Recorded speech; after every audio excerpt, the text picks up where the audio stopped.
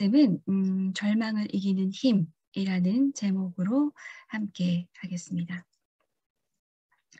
자, 여러분은 이번 한 주간 동안 안녕하셨습니까? 평안하셨습니까? 제 주위에는요, 요 며칠 동안 무기력, 우울, 불면, 울화, 막 이런 감정들을 호소하는 사람이 너무 많았었는데요. 정말 대선이 역대급으로 추접스러웠던 비호감 대선이었잖아요. 그 대선 전국을 꾹 참고 몇 달을 견뎌냈는데 이 원치 않던 예상하지 못했던 결과가 나와서 많이 속상하긴 하더라고요. 우리가 지금 가뜩이나 2년 넘게 견디고 있는 코로나 상황이 요즘 점점 심각해져서 이건 마치 브레이크가 고장난 폭주 기관차에 내가 올라타 있는 것만 같은 그런 위태로운 느낌이 드는 때인데 말이죠. 이 오미크론이 델타 변이보다 증상이 훨씬 약하고 코로나의 종말을 알리는 신호라고 다들 긍정적으로 평가를 하긴 하지만 그래도 저기 멀리 있는 익명의 누군가 나와 가까운 지인이 확진되는 것과는 느낌이 참 많이 다른 것 같습니다. 만약에 제 자신이 코로나에 확진이 된다면 또 느낌이 또 다르겠죠. 요즘 우리 주변에서 코로나 확진 소식이 점점 많이 들려오고 있어서 계속 걱정, 긴장, 두려움 이런 감정이 우리 모두에게 젖어 있는 것 같습니다. 그런데 이제 대선까지 이렇게 됐단 말이죠. 자, 이렇게 절망감이 엎친 데 덮친 격으로 우리를 찾아올 때 우리는 과연 어떻게 해야 할까요? 우리는 무엇으로 절망을 이겨낼 수 있을까요? 이런 고민들을 하면서 오늘 본문을 정해보았고 또 설교를 정리했습니다. 부디 이 설교가 끝날 즈음에는 우리에게 절망 대신 희망이 가득하길 주님의 이름으로 축원합니다. 자, 오늘 우리가 함께 볼 본문은 열왕기하 4장 38절에서 41절 말씀입니다. 38절은 엘리사가 길갈로 돌아왔다 이렇게 보고하면서 시작합니다. 그러면 엘리사가 길갈을 언제 떠났는데 궁금할 수 있잖아요. 엘리사가 길갈을 떠났던 때의 상황은 성경을 이렇게 2장 앞으로 슉슉 넘겨보면 열왕기하 2장에 적혀 있는데요. 주님께서 엘리야를 회오리 바람에 실어 하늘로 데리고 올라가실 때가 되니 엘리야가 엘리사를 데리고 길갈을 떠났다 이렇게 적고 있습니다. 예수 시대의 사람들이 예수님을 보고 와 이분은 엘리야가 다시 살아 돌아온 게 분명해 이렇게 말하곤 했는데요. 그런 것처럼 구약에서 가장 위대한 예언자를 꼽으라고 한다면 바로 엘리야일 것입니다. 엘리사는 그런 위대한 예언자인 엘리야의 후계자이고요. 엘리사는 엘리야와 함께 길갈로부터 길을 떠나 요단강 건너편으로 가서 엘리야가 불말과 불병거를 타고 하늘로 올라가는 것을 직접 목격합니다. 이제 열왕기하 2장부터는 엘리야의 시대에서 엘리사의 시대로 전환되게 되는 거죠.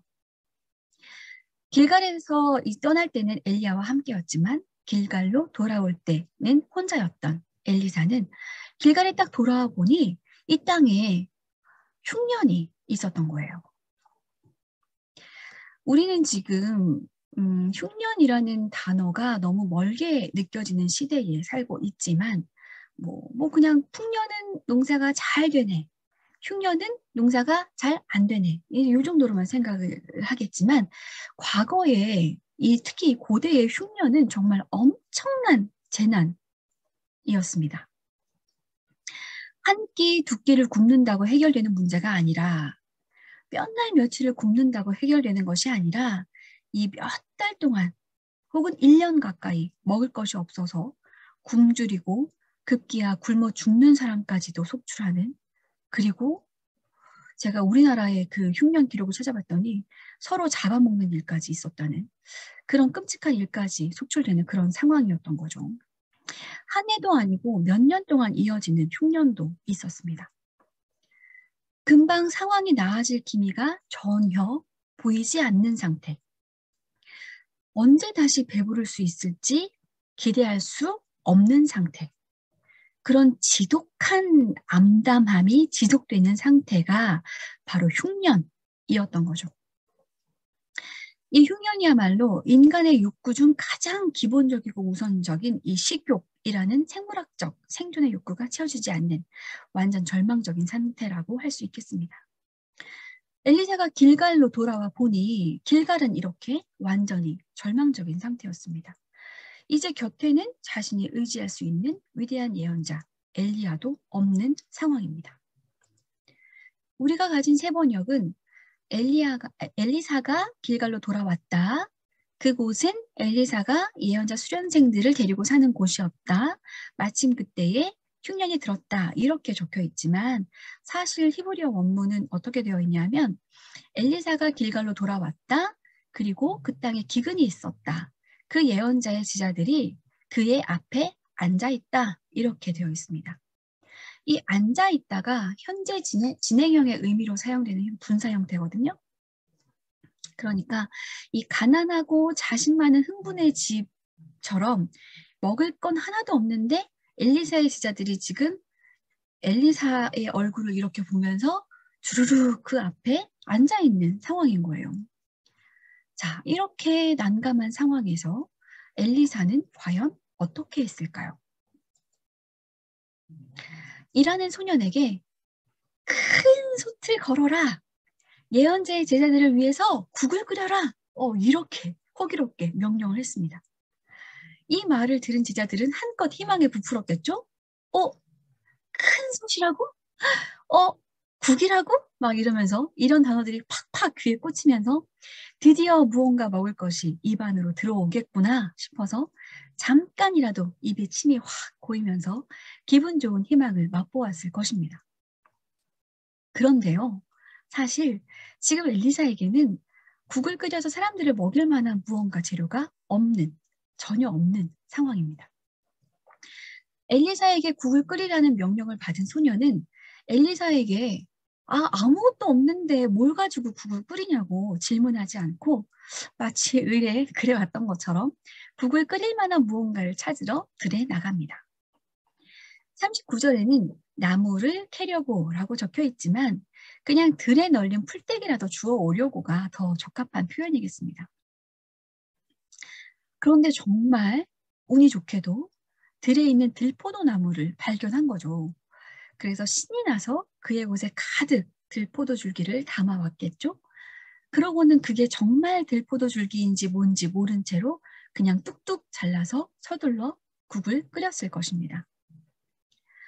고기도 아니고 풀떼기를 넣고 끓인 거니까 끓이는데 오랜 시간이 걸리지도 않았을 거예요.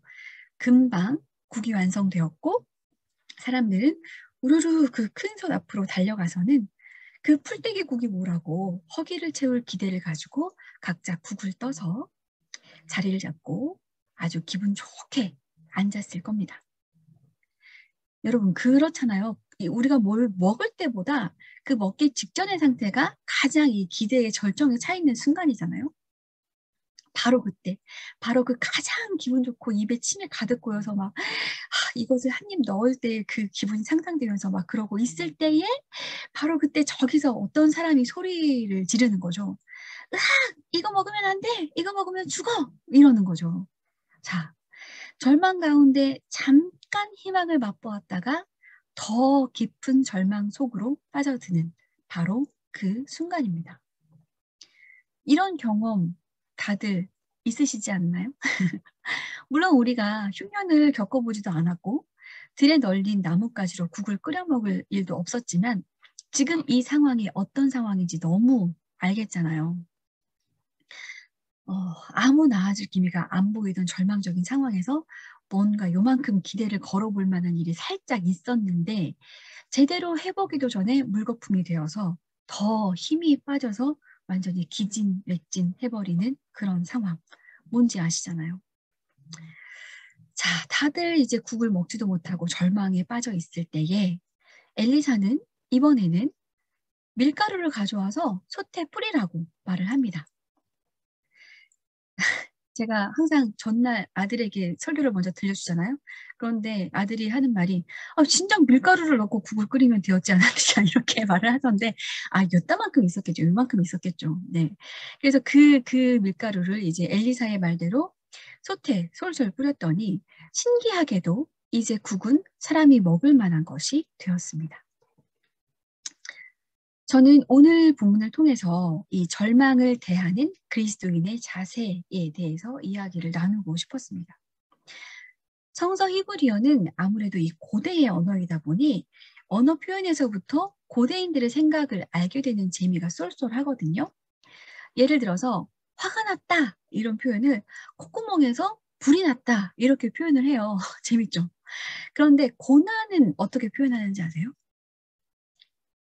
고난은 어려움이 길에서 나를 찾았다 이렇게 표현을 합니다.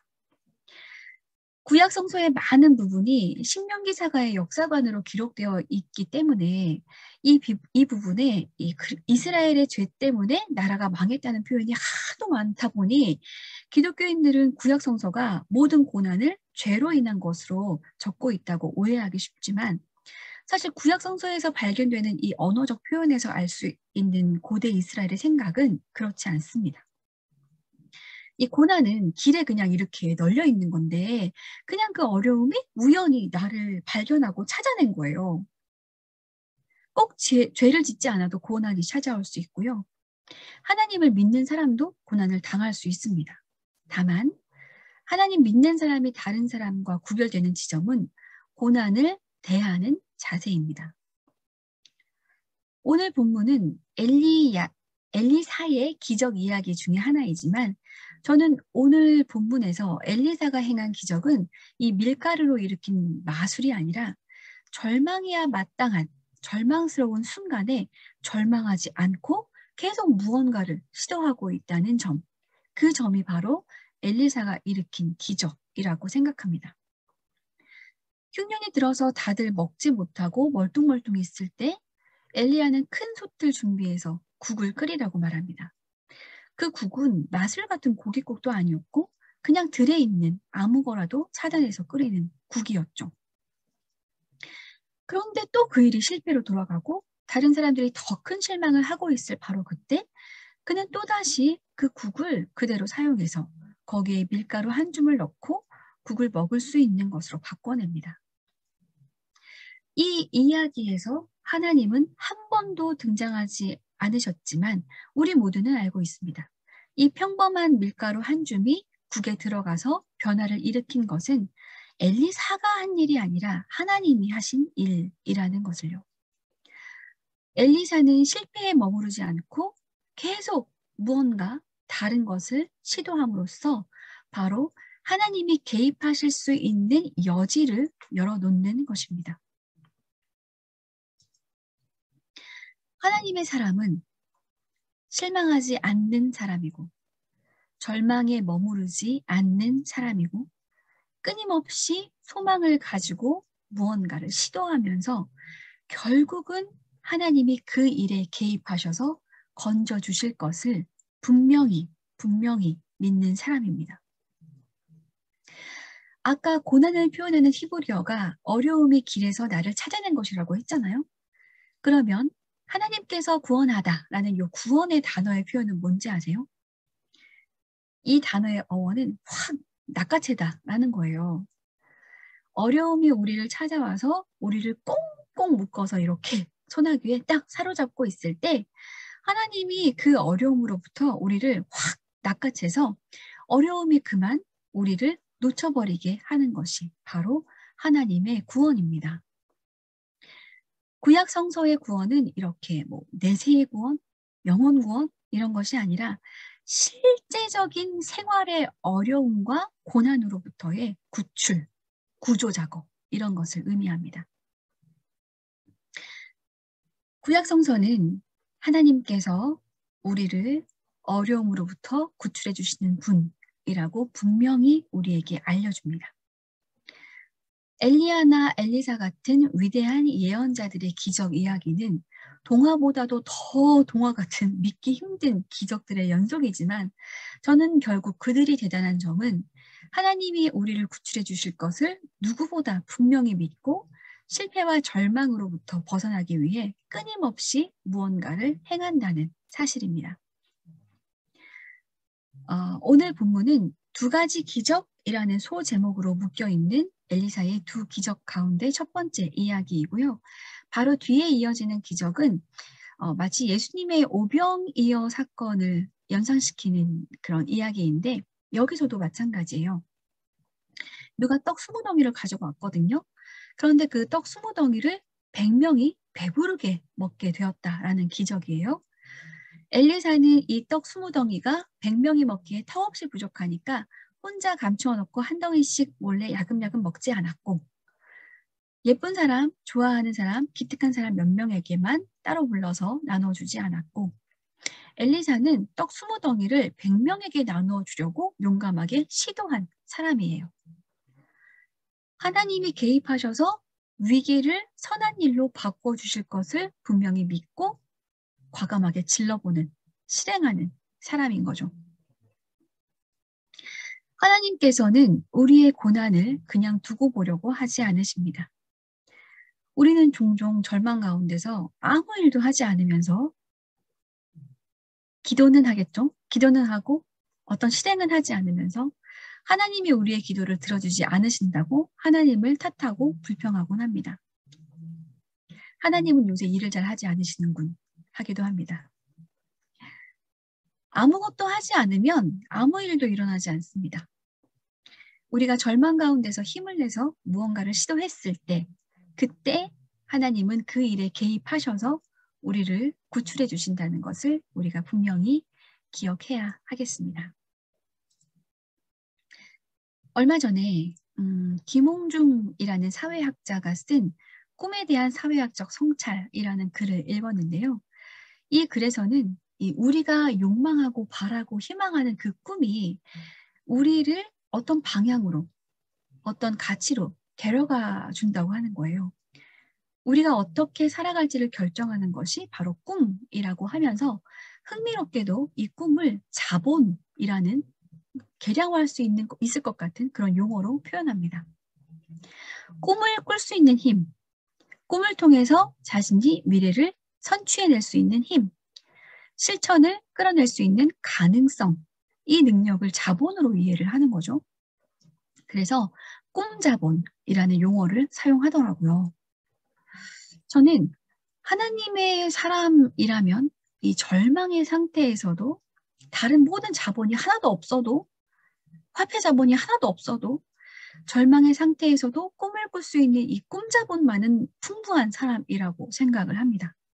그리고 하나님의 사람들이 모여있는 교회는 그곳에 모인 모든 사람들이 꿈을 갖게 하고 꿈을 잃어버리지 않게 하고 꿈을 지지해주고 꿈을 키워주는 그런 꿈 자본이 풍부한 곳이라고 생각을 합니다.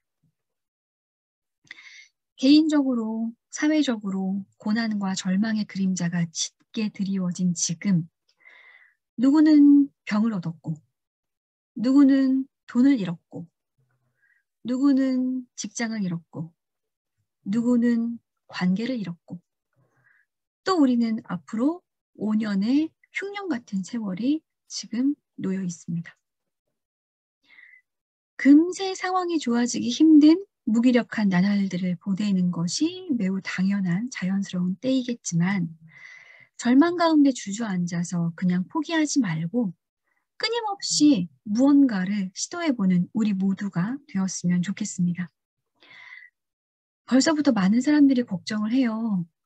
가난한 사람들은 더 힘들어지는 세상이 되었고 있는 사람은 더 살만한 세상이 되겠구나 이렇게 생각을 하는데 이 흉년 같은 5년 동안 우리는 거기에 그냥 절망하지 말고 계속 소망을 끌어내서 정의를 향한 우리의 실행이 더 견고해지는 그런 때가 되었으면 좋겠습니다.